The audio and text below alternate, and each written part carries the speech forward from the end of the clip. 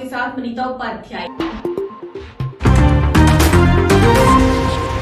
26 अप्रैल को होने वाले जालोर लोकसभा क्षेत्र के चुनावों में राजपूत समाज भारतीय जनता पार्टी का बहिष्कार करेगा। जालोर के भवरानी गांव में चौराई के राजपूत प्रतिनिधियों ने आज सभा आयोजित कर यह संकल्प लिया।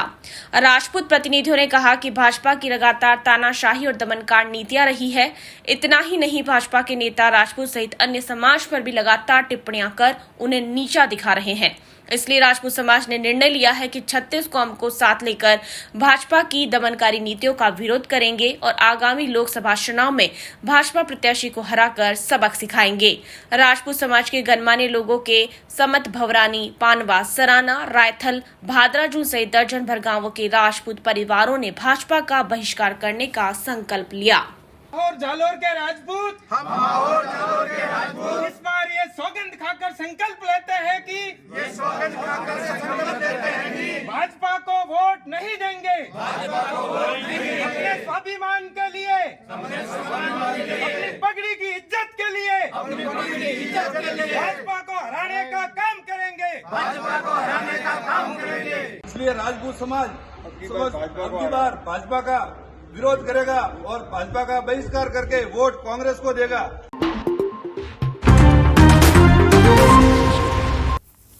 जयपुर के कांवटिया हॉस्पिटल में महिला का खुले में प्रसव करवाने के प्रकरण में रेजिडेंट डॉक्टरों को दोषी बनाने के विरोध में जयपुर में चल रही हड़ताल का जोधपुर में भी समर्थन किया गया।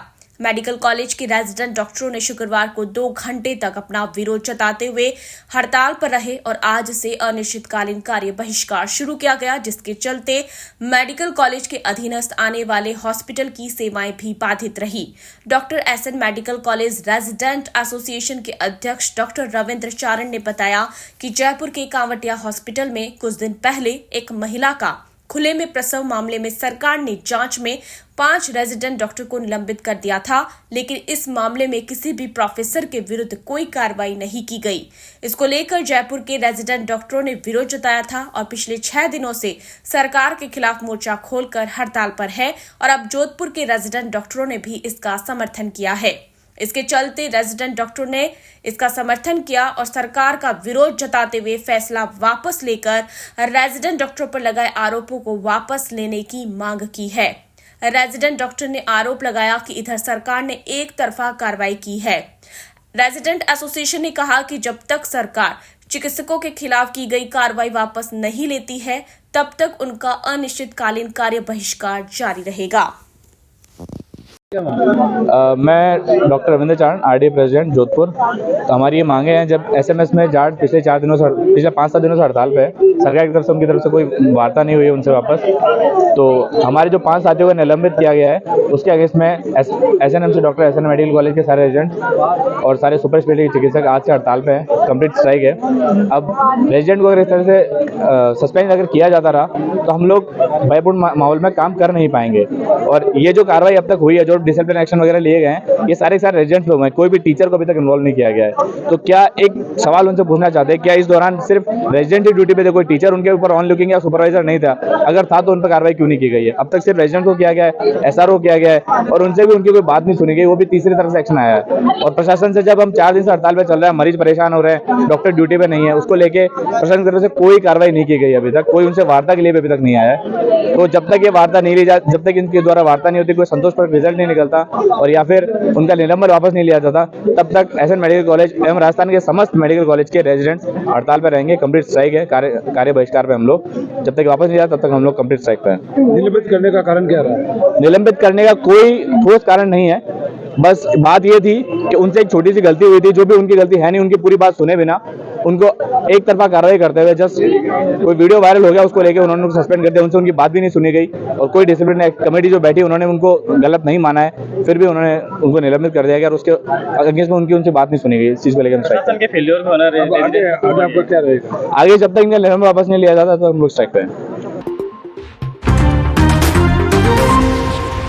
आगामी लोकसभा चुनाव में मतदाताओं को लोकतंत्र के महापर्व में अधिक से अधिक सहभागिता निभाने के लिए तथा अपने मताधिकार का प्रयोग करने के लिए प्रेरित करने की मंशा से शनिवार को जोधपुर पुलिस प्रशासन द्वारा मतदान जागरूकता रूट मार्च का आयोजन प्रातः 11 बजे से किया गया।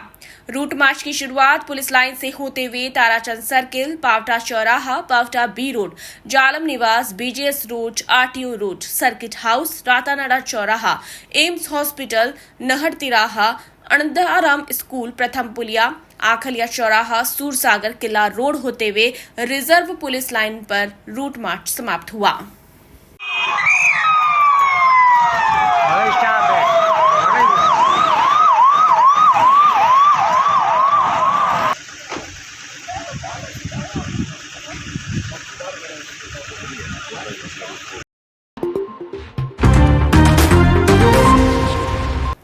लोकसभा चुनाव में मतदान का प्रतिशत बढ़ाने के लिए स्वीप टीम द्वारा लगातार विभिन्न गतिविधियां आयोजित की जा रही है। इसी कड़ी में जोधपुर विधानसभा क्षेत्र के सहायक रिटर्निंग अधिकारी एवं एडीएम प्रथम जोधपुर प्रहलाद सहाय नागा के निर्देशन में स्वीप टीम प्रभारी पेमाराम पूनिया, सह प्रभारी केसर सिंह राजपुरोहित के सानिध्य में शनिवार को राजकीय नवीन उच्च माध्यमिक विद्यालय में विभिन्न मतदाता जागरूकता गतिविधियों का आयोजन किया गया।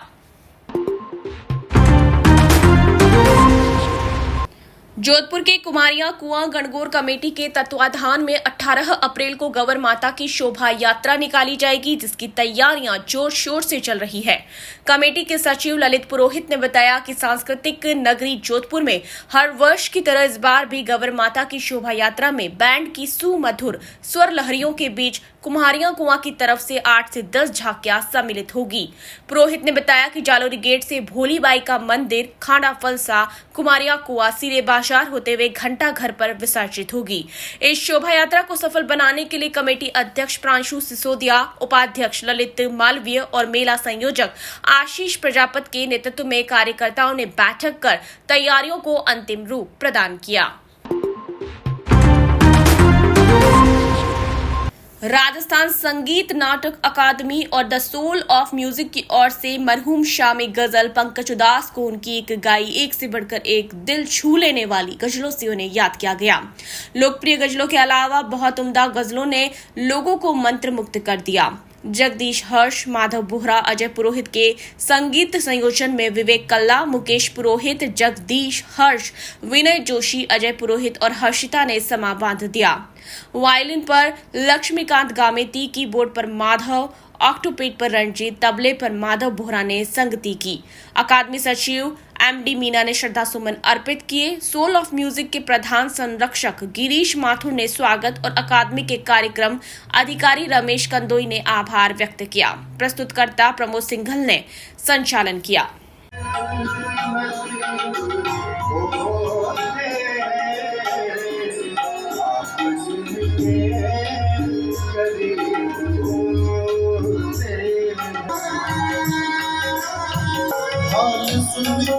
मेरा सहमी है वो।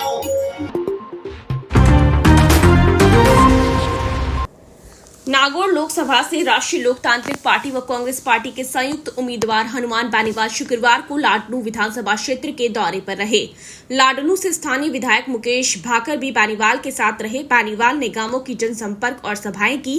बेनीवाल ने कहा कि सांसद रहते हुए उन्होंने केंद्र की अनेक योजनाओं का लाभ क्षेत्र में दिलवाया और प्रधानमंत्री ग्राम सड़क योजना के अंतर्गत देश में सबसे ज्यादा सड़कों की स्वीकृति नागौर लोकसभा में होना और CRIF के अंतर्गत 450 किलोमीटर से अधिक सड़कों की स्वीकृति नागौर क्षेत्र में होना विकास का प्रमाण है।